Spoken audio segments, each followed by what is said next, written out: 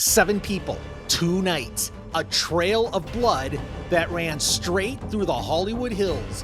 At the center of these inhumane killings stands the mastermind, Charles Manson. You've heard the stories, you've seen the documentaries, but this one is different. This isn't just another retelling of the Manson murders.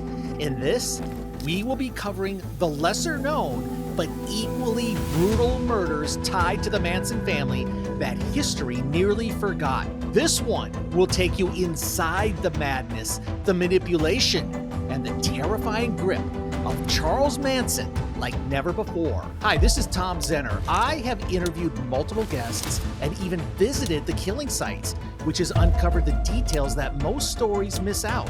Join me as we go further in the investigation to find out what he actually did on those 2 nights. And were those the only murders the Manson family committed? Charles Manson was born in 1934 in Cincinnati, Ohio, to a 16-year-old mother, Kathleen Maddox. He never really knew his father, and from the very beginning, his life was rough. He grew up in poverty and started stealing before he was even a teenager. At just 13 years old, Manson began his long relationship with the correctional system.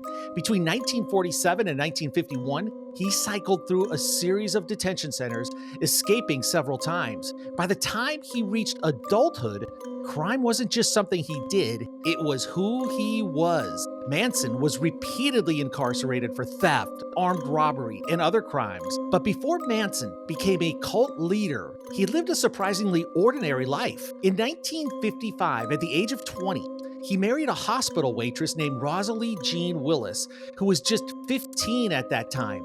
She gave him his first child, Charles Manson Jr., whose name was later changed to Jay White to distance him from his father, as the marriage did not last. A few years later, in 1959, he married again to a woman named Leona Ray Stevens, also known as Candy Stevens. Together, they had his second child, named Charles Luther Manson, who also legally changed his name to J. Charles Warner later on. That relationship also fell apart while Manson was incarcerated. Now, before we head towards the horrific era or revisit the crime scenes, we need to understand how it all started, how Charles Manson built his power, not through physical strength, but through psychological manipulation.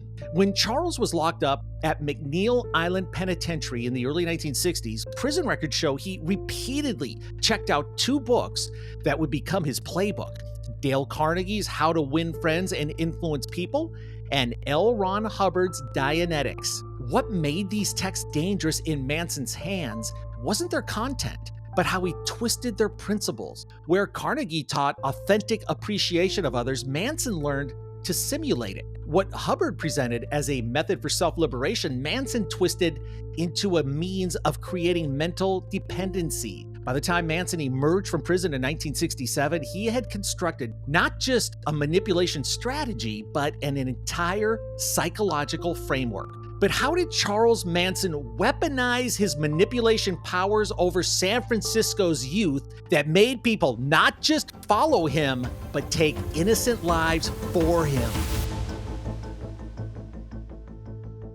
When he arrived in San Francisco in that same year, a 23-year-old library assistant at UC Berkeley, Mary Brunner, who became the first member of the Manson family cult and also the mother to Charles' third child, Valentine Michael Manson, who was born just 14 months before the gruesome Manson murders took place. The family was soon joined by Lynette Squeaky Fromm and Susan Atkins, who were among the most devoted members. By the end of 1967, Manson had gathered around 18 followers, predominantly women. He used to get these women from parks, university campuses, or hippie gatherings. These women were often from middle-class backgrounds, far away from their families. Manson used to approach them by asking, "What's troubling you, little girl?" Or, "You look like you could use a friend."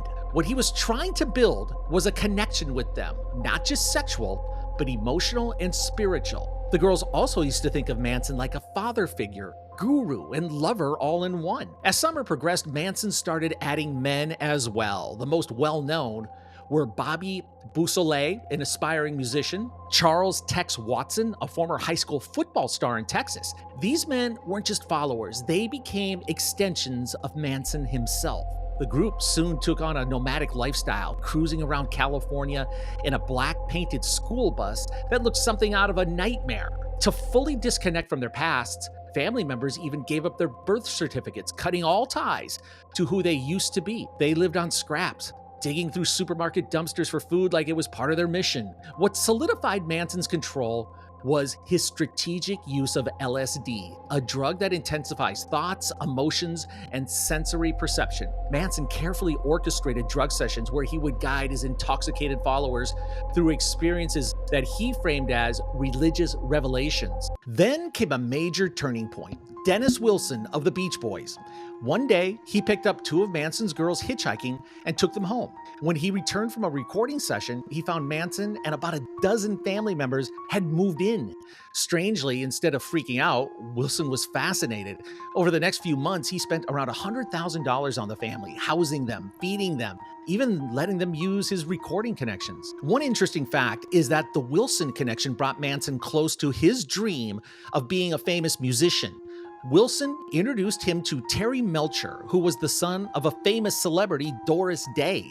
Manson performed for Melcher, and initially, Melcher showed interest but declined to offer him a recording contract. After that, the family relocated to Spahn Ranch in August of 1968. The 500-acre property that had once been a filming location for westerns was now run down and forgotten. It was owned by George Spahn, 80-year-old blind man who allowed the family to stay in exchange for work and female companionship. It was the perfect setup for Manson. Far away from the society, he tightened his grip on the group. Day by day, his influence grew stronger. The family grew to about 30 members, all living together, sharing everything, and falling deeper under Manson's spell. By the summer of 1969, Spahn Ranch didn't look like a free-spirited hippie community anymore. It was something far darker. It had all the markings of a cult, a criminal operation, and even a doomsday sect. When Manson gave his chilling orders that August, he wasn't just asking. These people were already trained to follow him. They didn't just obey. They believed his commands were their own ideas, as if they no longer recognized the boundary between his thoughts and their actions. The stage was now set for the horror that was about to come. To understand the Manson murders, you must understand Helter Skelter. Not the Beatles song, but the apocalyptic race war that Manson predicted would engulf America. Manson believed that Black Americans would revolt against whites, but would be unable to govern themselves after their victory. Manson and his followers planned to hide out in an underground spot in Death Valley that they called the Hole. After the chaos died down, they thought they'd come out as the only white people left, and the Black population would see them as heroes. But when that race war didn't happen on its own, Manson decided to spark it himself. The murders they committed were meant to look like attacks by Black militants, hoping to make white people retaliate, starting the race war that he called Helter Skelter. That's why the victims seemed random, and why there were strange messages like pig and Helter Skelter written in blood at the crime scenes. Former family members later revealed that they truly believed they were hastening a necessary apocalypse. This shared delusion highlights the extraordinary psychological manipulation at work within the family. This philosophy evolved gradually as Manson's control over his followers deepened. How did a delusion so bizarre turn into one of the most infamous massacres in American history? Can anyone have ever thought of what was about to happen right after this? What you're about to hear is taken straight from FBI records. Let's break it down step by step. It started with a 6-man team of detectives landing in the middle of 2 horrific crime scenes. What they found was almost beyond belief. Brutal, senseless stabbings that felt disturbingly ritualistic. The first scene was a secluded Beverly Hills estate, which I've visited multiple times, where actress Sharon Tate and 4 of her friends had been savagely killed. The second was a quiet home on Waverly Drive where a middle-aged couple was found murdered with similar killing methods. At first, these two cases seemed completely unrelated. Different neighborhoods, different victims, no clear link. But as the detectives dug deeper, the patterns were too obvious to ignore. On the morning of August 10th, 1969, everything seemed normal until Winifred Chapman, Roman Polanski's housekeeper, showed up for work around 8:30 a.m. Right away, she felt something was off. The phone lines had been cut, hanging there by the entrance. Then she spotted a white Rambler sedan in the driveway with a body inside. It was 18-year-old Stephen Parent, slumped over, clearly dead. Terrified but still unsure of what was going on, Chapman walked toward the house. The moment she stepped inside, the horror hit her. Blood was everywhere, on the floors, the furniture, the walls, and then she saw the front door. Someone had scrawled the word pig in blood. Chapman ran screaming to a neighbor's house. They called the police right away, and within minutes, officers arrived. And what they found would shock the world.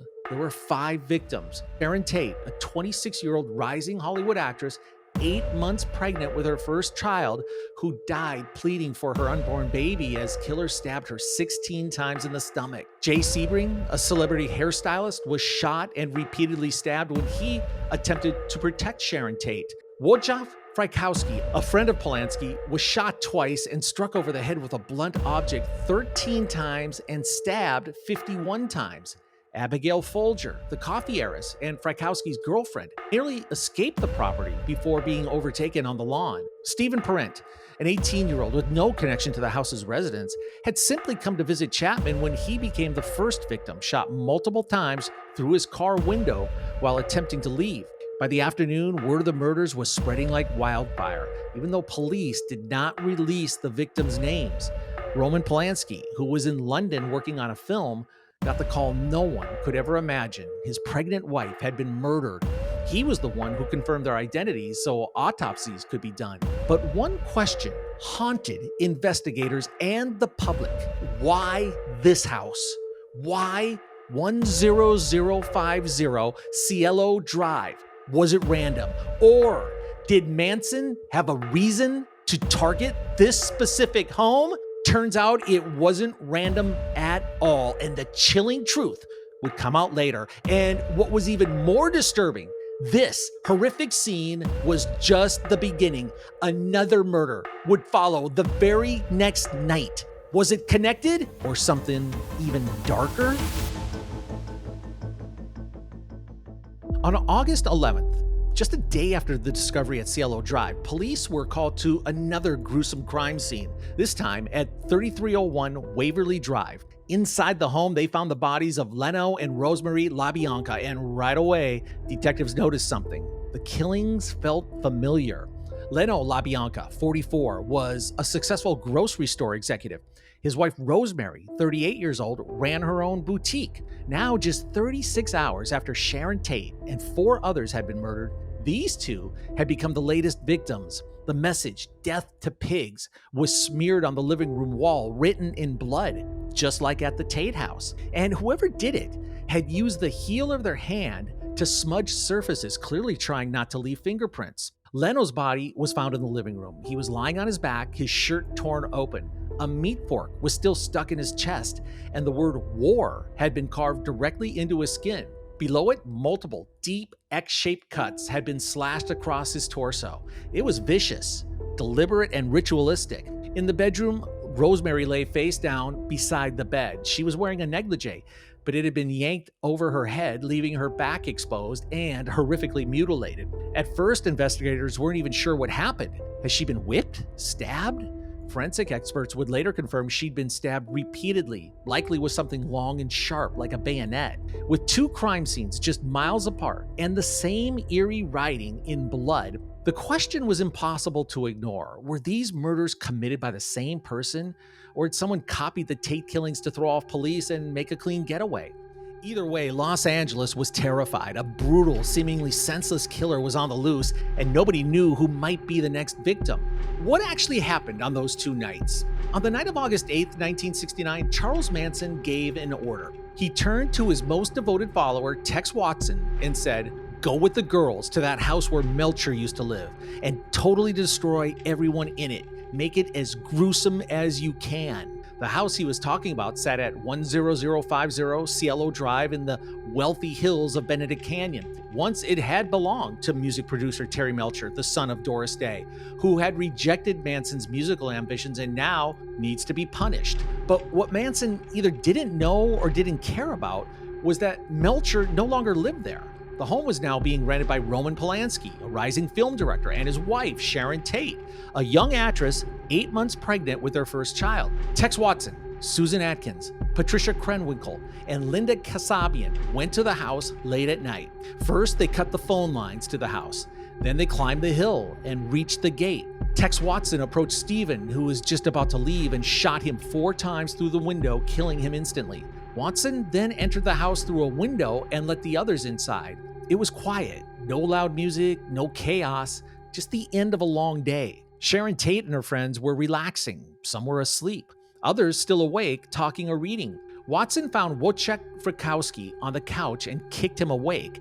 Then, with a gun pointed at him, he ordered everyone into the living room. They were terrified and confused. No one knew why this was happening. They tied them up. Sharon and Jay were tied with a rope, and when Jay tried to protect her, Watson shot him. Frykowski started fighting back and almost managed to slip free and make a run for the front door, but Watson chased him down and stabbed him over 50 times. Inside, Abigail Folger ran towards the back door, hoping to make it out. She almost did, but Patricia caught up with her on the lawn and she was murdered the same way. Sharon was the last one left, completely helpless.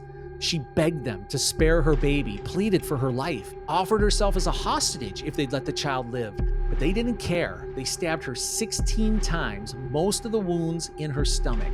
And when it was over, they left behind a scene so brutal, even seasoned detectives were shaken to their core. Before leaving, they used Sharon's blood to write "pig" on the front door. But this wasn't enough for Manson. Hungry for more blood of innocent lives, just one night later, on August 9th, he personally joined Watson, Krenwinkel, and Leslie Van Houten as they drove through Los Angeles with no clear destination. Manson wanted another house, another scene, another set of victims, something to send the message loud and clear.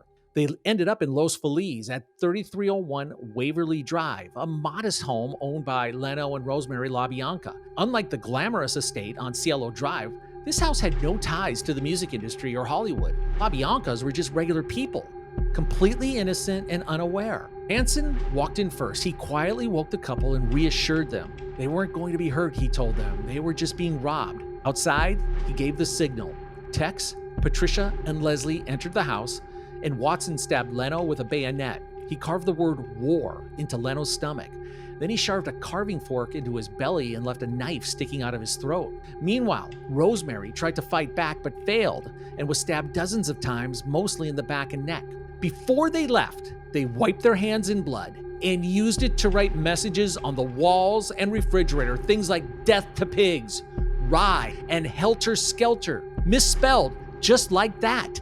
The killers cleaned up, ate some food from the fridge, and then calmly walked out as if nothing happened. By the time the night was over, the LaBiancas were dead, and Manson had vanished back into the darkness. Besides the infamous Tate LaBianca murders lie other victims of the Manson family, whose stories rarely feature in the narrative, but we will reveal them today. Donald "Shorty" Shea was a Hollywood stuntman who worked at Spahn Ranch. In late August 1969, weeks after the Tate LaBianca murders, he was murdered by Manson family members. His body wasn't discovered until 1977. Shea was killed because Manson believed he was a police informant. They literally dismembered him and buried the parts separately. Even less known is the story of Gary Hinman, a music teacher and PhD student in sociology. I personally visited this location as well. In 1969, Hinman was held captive in his home for 3 days by Manson family members Susan Atkins, Bobby Beausoleil, and Mary Brunner. Afterwards, Manson himself came to the house and slashed Hinman's face with a sword. Beausoleil stabbed him to death. They wrote "political piggy" on the wall in Hinman's blood and left a paw print. attempting to suggest the Black Panthers were responsible, an early test of the fabricated race war narrative that would drive the later killings. Perhaps most disturbing is the case of Reet Jurvetson, whose connection to the family remained unknown for decades. In November 1969, the body of a young woman was found brutally stabbed 157 times off Mulholland Drive. For 46 years, she remained a Jane Doe until DNA identification in 2015 revealed her as 19-year-old Reet Jurvetson. The method of killing, the time period, the location, all suggest family involvement. Manson, when shown her photos years later, displayed recognition but refused to discuss her. For the LAPD, the pressure was immense. This wasn't just any murder case. This was the brutal killing of a Hollywood starlet, a glamorous heiress, and a wealthy couple, with the media breathing down and the public in full panic mode. Everyone wanted answers.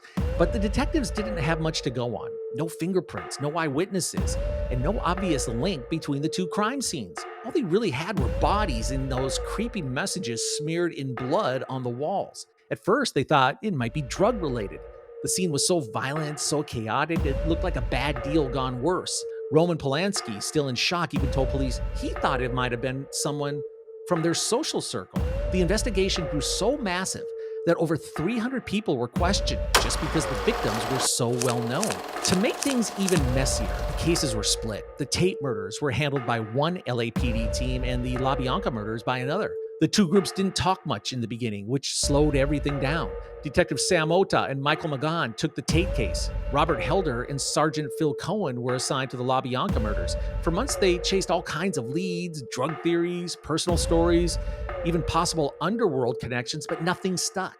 And then something unexpected happened. On August 16th, just a week after the murders, police actually raided Spahn Ranch, but not for the murder. They were investigating stolen cars. Manson and some of his followers were arrested, but just days later, they were let go because the search warrant had the wrong date. So close, and yet they slipped right through.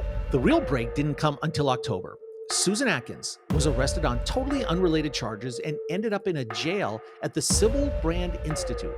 While locked up, she started bragging to her cellmates about the murders, about she and the family, how they had done it, about Sharon Tate begging for her baby's life. She didn't hold back. One of the women she told, Virginia Graham, realized how serious it was, and she tipped off the authorities. From there, it started to unravel. When prosecutor Vincent Bugliosi got involved, Susan Atkins gave up over 160 specific details about the murders, things only someone who was there could possibly know. And finally, on December 1st, 1969, the Los Angeles Times dropped the headline that stopped the city in its tracks. Savage mystic cult blamed for 5 Tate murders, 6 others.